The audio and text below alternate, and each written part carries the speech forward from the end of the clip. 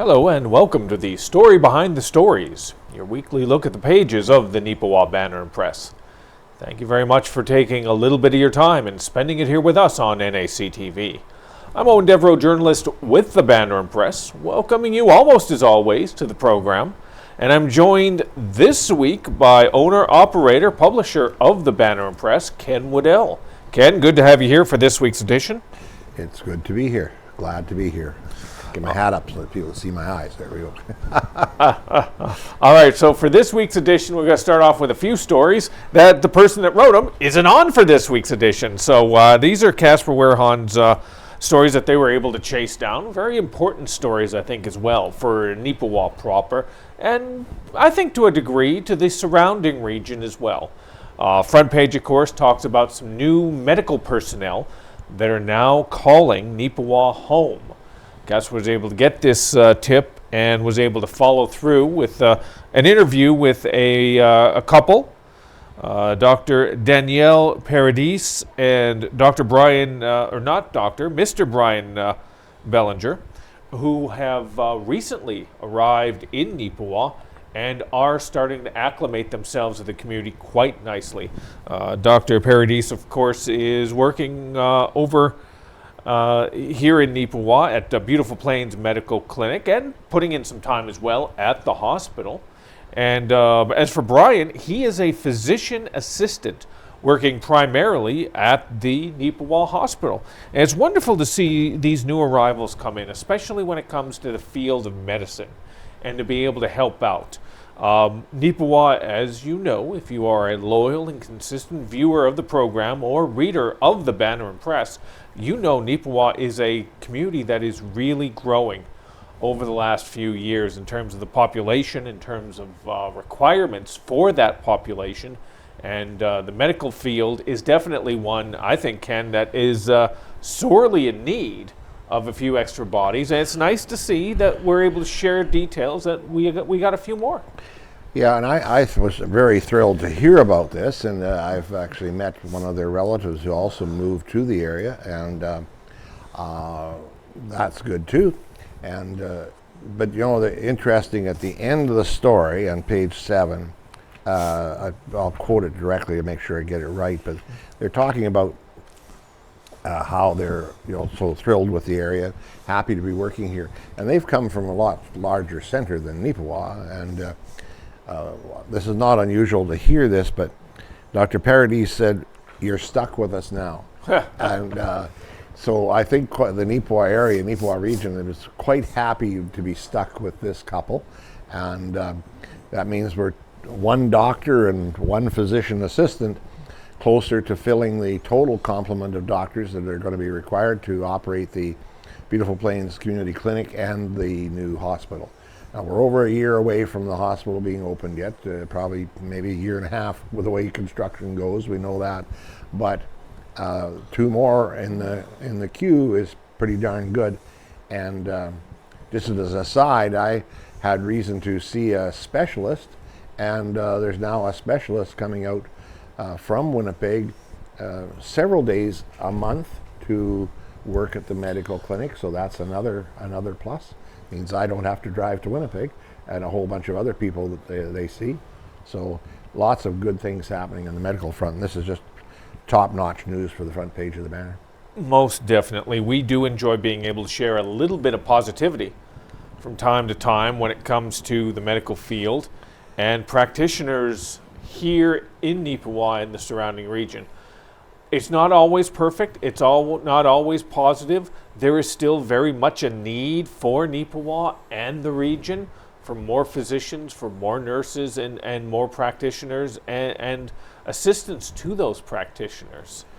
So hopefully this is, a step in the right direction and a step forward in terms of, as Ken said, filling those numbers that we most definitely need. As part of it as well, let's shift gears now into our next story. We talked a little bit about we need more physicians, we need more physician assistants, we need more nurses because of the rise in population. When you have a rise in population as well, there are people that are going to need opportunities when it comes to careers and jobs.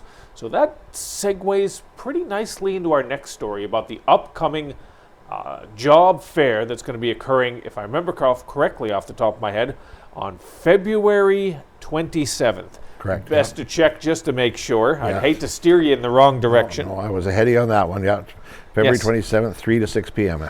That's right. It's going to be occurring, if I remember correctly as well. I believe it is the 3rd annual. This is something that's been put on the last couple years, and the need and the desire and the hopes of those individuals, both businesses and potential employees, has really ramped up over the last couple years.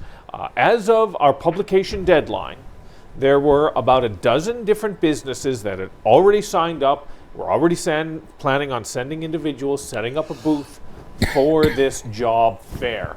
So by the time we're speaking on this right now, it could be a few more. Who knows? Maybe that's why you need to go down there yourself and be able to see it with your own eyes. And it's good to see that there's not just a need for this, Ken, in the area, but also a very positive desire to be a part of it as well. I mean, the businesses seem to be jumping on board. They need individuals, they need bodies out there, and there are able-bodied, willing individuals in this area who are looking for something. So it's a good little synergy. Yeah, it's being put on by I'll read it off to make sure I get exactly right, Neepawa Economic Development, Neepawa Area Immigrant Settlement Services, and Westlake Employment Skills and Services. So I apologize for my cough. I haven't had this trouble for a week or now, but it came back now right in the middle of a TV show.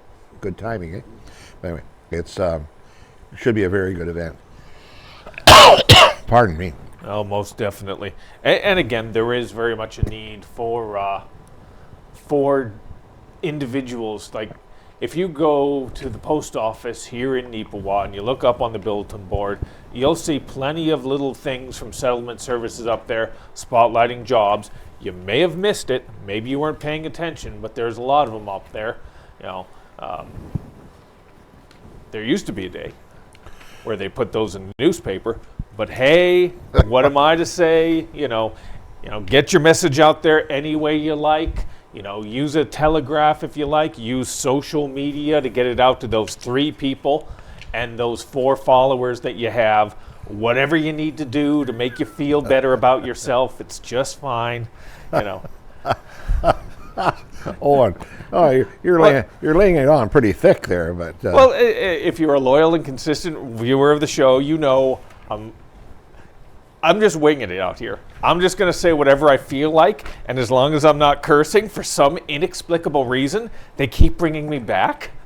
Maybe one of these times I'll finally hit that benchmark, but until then, I will just skirt the line as close as I can. You want me to be Donald Trump? You're fired.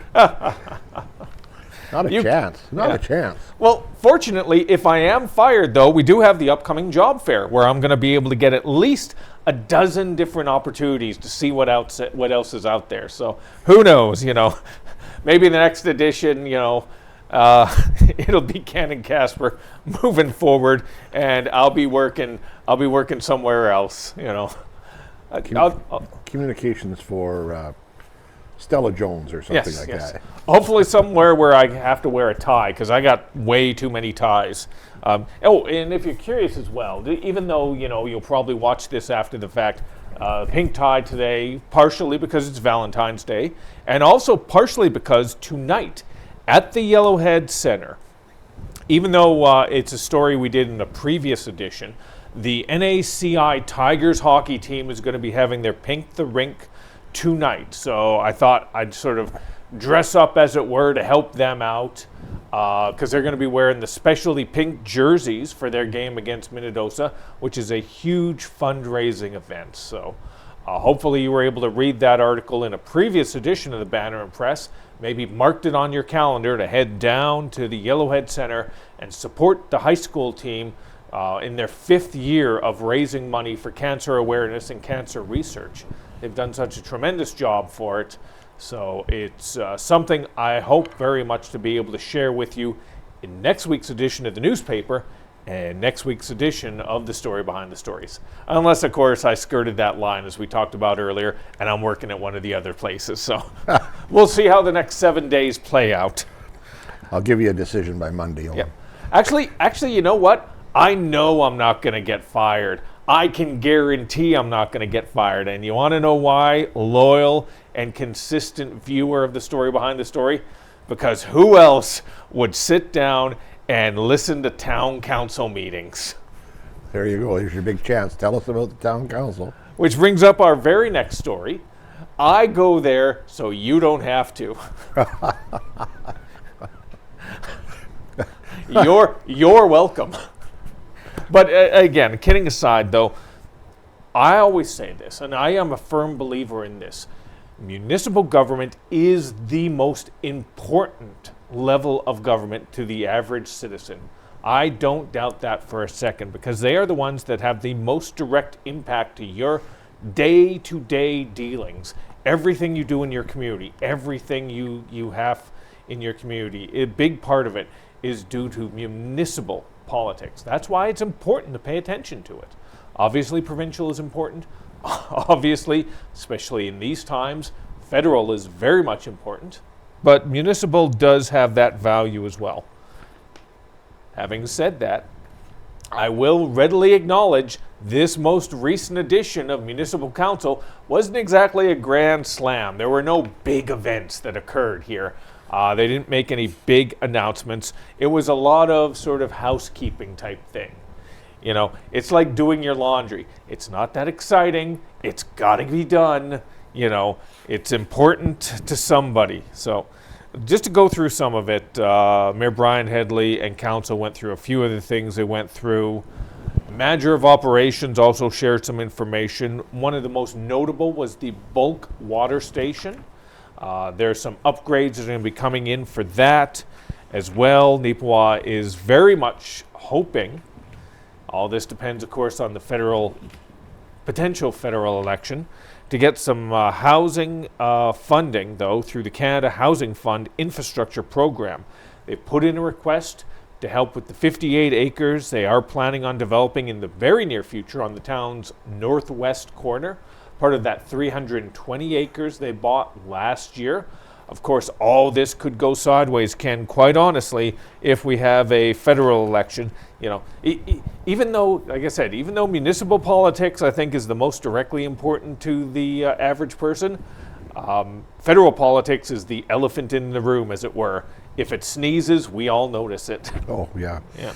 Yeah, you're right. There's going to be a lot of things coming down the pipe here in terms of federal politics. And, you know, there's a leadership review or leadership race going on in Manitoba here for the Conservative Party of Manitoba, and hardly anything in the media about that, but certainly lots of federal stuff. But you're right, in terms of local, day in, day out, your town council or your municipal council is the governing level that has the most effect on our day-to-day lives, without a doubt. So again, like I said, it's a relatively dry municipal meeting, so it's going to be a relatively easy read for you. Sometimes we got to take our medicine, all right? And reading about a town council meeting every once in a while, that's taking your medicine, that's keeping you healthy, and that's keeping you informed. Although there was one other thing, I wrote a separate story as well related to it, and it was in regard to a presentation, about a half-hour presentation made by Neepawa Community Ministry Center. For those of you that are unfamiliar, essentially it's a partnership, an amalgamation with the Salvation Army, which has been part of Neepawa for almost as long as Neepawa has been a thing. And they are very helpful to our community. The food bank is run through that facility. As well, they have the thrift shop out there. It is a great sort of community organization that is very supportive of a lot of people. Amanda Nightingale was the one who made the presentation, shared some of the details, and updated some of the council members on the importance of what they do and how they do it. All of this was leading, of course, into budget deliberations for the town of Neepawa. That's going to be coming up in the spring. The big budget numbers are going to be put together, and Neepawa almost consistently each and every year does give a little bit of grant support to some organizations, not quite as many as they used to. It used to be they'd give everybody a couple bucks, and then for a while there they were giving nobody any money, and now they've sort of found that little in between. Some organizations that maybe think they deserve a little support don't get it. Some organizations that maybe don't deserve that support all that much get a good amount. And there's a little bit in between there. Neepawa Community Ministries, I'm glad to see, is one of those ones that consistently does get support because of what they give back to our community. And they're asking this year specifically for a little bit of support for a very important cause. They are based, as you know, if you are a local citizen of Neepawa, they are based out of the former co-op building. And the former co-op building has a flat roof. And anyone who's dealt with the Manitoba winter knows a flat roof in Manitoba in the winter is not the best of ideas. And a flat roof in Manitoba in the summer, when it's a rainy season, is most definitely not the best of ideas. They have some flooding issues, Ken, that they have to deal with. The building is just getting to that age where, you know, if they get a really good storm come passing through, there's a fair section just in the back corner there of the thrift stop that everything's going to be a little, let's just say, musty. And I noticed with some humor, I'm not sure she meant it that way, when Amanda Nottingale pointed out about the trouble they have with the roof, that Mayor Headley would know well about those troubles because he used to operate, his office was right opposite where the leak is in that roof. And the co-op, which he's still the manager of, moved out of that building and sold it to private enterprise because there was so many problems with it. And repeated attempts, I think, to fix that roof have obviously not been fully successful. But I don't know what they have in mind there, but I'm almost guarantee it won't be cheap. It's noted in the article, though, too, that the Neepawa Ministries has 85% of their funding comes out of the thrift shop. Like, that's a tremendous asset to have in the community. I know lots of people go there looking for bargains, antiques or whatever once in a while, but the general run-of-the-mill, you know, the clothing, the household wares, a little bit of furniture, things like that. Tremendous asset for the community, a tremendous opportunity for people to buy things that they need and not have to pay full price. And but 85% of their operation comes out of funds come out of that thrift store. That's pretty amazing when you really think about it. That's right. It is really tremendous for the community the size that it is, and the community, an outlying community that they in fact support. So if you want to learn a little bit more, we got the basics within this week's edition of the Neepawa Banner Press. But if you want to get a little more in-depth, a little further down the line, always remember, NACTV is at each and every council meeting. They record each and every council meeting and broadcast it right here on this station. Now, if you don't know it when or where, or you can't find it in your local listings, always remember, NACTV also has its own YouTube channel. So go into the Google machine, hit NACTV, YouTube, and it'll pop it up there nice and easy for you, and you can click on that and you can find the council meeting at your own time and how you want to be able to sort of, it's almost like streaming, Ken, only you're not paying like $50 a month for it. There you go. No, that's good. Now, again, hopefully you'll take a moment or two to learn a little bit about Neepawa Community Ministry Center, what they do, and what they hope they'll get in the spring in terms of some local support. All right, we're going to shift over here. We're going to get into the opinion page, as it were. A new editorial from Ken Waddell each and every week on page 4, the Perspectives page. Ken shares his wit and wisdom in regard to many different topics. This time you've gone a little international, haven't you, Ken? Yeah, well, it's hard not to in this day and age to not go international, because there is so many often unfortunate things happening. You know, there's the war in Gaza, there's the war in the Ukraine, there's other wars we don't hear much about in Sudan and various other African countries and Eastern Asian countries. The world is not doing that great right now, but my title this week is In Search of Truth, which is a theme I often return to because I've been around a long time, seen a lot of stories, read a lot of stories, and actually written a lot of stories. This column here is probably somewhere in 1,700 or 1,800 columns I've written since we started the paper in 1989. In Search of Truth. And people were just wild this week, and I mentioned it in here, about Donald Trump's suggestion that he or the American public, American taxpayer, whatever, the United States, would take over Gaza and redevelop it. And people were, oh, that's horrible, it's terrible. It's not nice, I realize that. It's unprecedented. But whoa, hang on here. No, this is not at all unprecedented. And I outline in, if I have my history correct, in 1918, 1919, after the First World War was over, Germany had colonies, including Congo and others in Africa and other continents. And they were taken away from them, just taken away and given to another country. And Belgium got the Congo. Still lots of fighting in the Congo, by the way. It's not settled there by any means yet. And there's been other situations where countries come in, take over, whatever. The other ironic thing is, people talk about Gaza as a country. Well, it's questionable in terms of history whether it really is a country of its own, but or whether the Palestinians are unique to that area or not. But that's a whole other debate. But it's an area 6 miles wide by 24 miles long. They're spending hundreds of millions of dollars, many thousands of lives lost, fighting over a piece of land that if you went basically from the west end of Neepawa to the east side of Gladstone, and then went 6 miles north and came back again to Highway 5, that's how big Gaza is. To give you a little even better sort of as well, it was described to me like this. It's the island of Manhattan. I think we're all familiar with the island of Manhattan in the United States. That's that space. That's an unbelievable but very fair comparison I had sort of shared with me on that when I was trying to wrap my brain around it as well. Yeah. And I don't think there's anybody in the world, hardly, who would argue that everything, or some would say even anything that Donald Trump says makes sense. But I like to look at the truth. And maybe Trump's throwing out this idea to see if somebody comes up with a better plan. He's always daring you. Well, do it better. Do it better. And maybe there is a better plan. I don't know if there's ever a plan.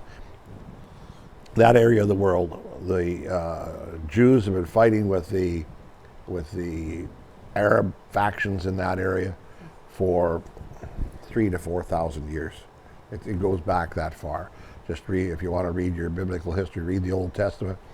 The Jews were always fighting with somebody, or they were somebody was trying to wipe them out, whatever. So, and the people of Gaza, some people in Gaza, when they talk about from the river to the sea, they want to have all of Israel under Palestinian control. That ain't going to happen, but they talk about the Jordan River to the Mediterranean Sea. That's what they mean by the river to the sea and full control of Palestine. So it's no wonder that Israelis are mad, and it's no wonder the Palestinians are mad. But let's look for the truth. Every time, I'll quit ranting now, every time you see a story, local, provincial, federal, or international, take it at face value, yes, but take it with a grain of salt, because you're probably not getting the whole truth. Thus endeth the lesson for today. Yes. Well, let's get a little more local on this next one here. And a little more fun, yes. Oh, most definitely. We're just going to give you a quick update on a couple things here, sports related. Always remember, I am a big supporter of the Tiger Hills Hockey League. I think it's a great level of hockey. Our local team, the Neepawa Farmers, have wrapped up their season. They're going into the playoffs this weekend. It hasn't been the best year for them, but they're a young group of players. A lot of the veteran players are they've aged out, as it were. The knees and the back just aren't what they used to be type things. But the young kids definitely still deserve that support from our community. So hopefully you'll go out there. This weekend they have a playoff game. They're going to be going up against the McGregor Wild. Hopefully they will be successful. We'll see. You'll find out in the next edition. As well, our high school hockey team has had a tremendous week or so. They've really been able to put the offensive pressure on their opponents. You can read that story as well on our sports page. And just before the sports page as well, we have our special feature. Every year we do the special feature for the Neepawa Titans. It's a bit of a player profile, a headshot of each and every representative of the Neepawa Titans. So hopefully you'll be able to see that, see some of the local businesses that are always loyal sponsors and supporters of the team, and maybe be a loyal sponsor and supporter of those businesses as well. We got about 5 minutes left, so I definitely want to give the rest of the 5 minutes into this story right here. Ken Waddell, this is something you have talked about many a time, and I'm sure we will talk about many a time in the future, because nothing's happening, nothing's getting done, nothing's getting accomplished in any way, shape, or form. But let me, that was my little rant. Let me let me pass the baton to you, Ken, in regards to the Yellowhead Arena and how essential it is to the community. Well, the Yellowhead Arena, my heart is a little bit attached to the Yellowhead Arena because it was under consideration and construction started when I came here in 1971. And I worked with that committee some. I didn't do a whole lot. I mean, I was only 22 years old. But I was involved, and I've been involved in one way or another to back in 2012, 14 in there, when I was also mayor of Neepawa. I was also chairman of the Yellowhead. And I tried very hard, and everybody involved, everybody over the years has tried very hard to keep the Yellowhead in good condition, and with some success, and to make it so that it can last for quite a few more years. And say, well, it's an old arena, it was built in 72, why don't we get rid of it? Well, the reason is pretty simple. In a chart here, it shows you the 12 arenas that the 13 teams in the MJHL play in. And the cost, well, if it was 1969 at the PAW, the cost was $385,000. If you're looking at, and we didn't get the figure exactly, but if you're looking at the new arena in Steinbach this year, it's $75 million. And the Winnipeg Blues Arena, Hockey for All Center, and Winnipeg Freeze, which is owned by True North Sports and Entertainment, it was 24.6.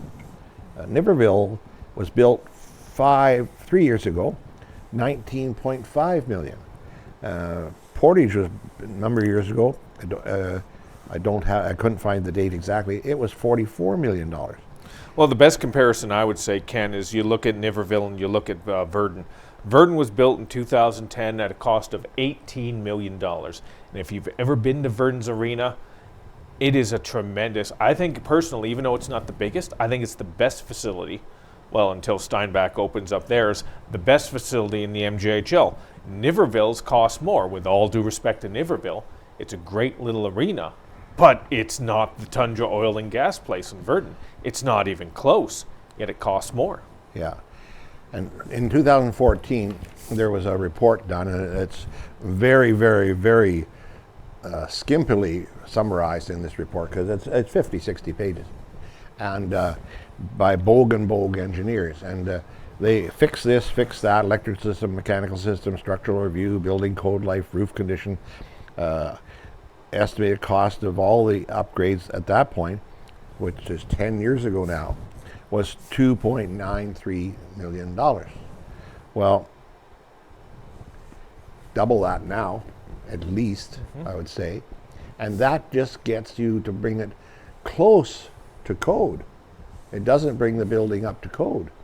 And that's the other thing, in talking to our building inspector, Jeff Braun, the other day at that housing meeting, was that if you do something substantial to that arena, the whole thing, hall, waiting room, arena, has to be brought up to code.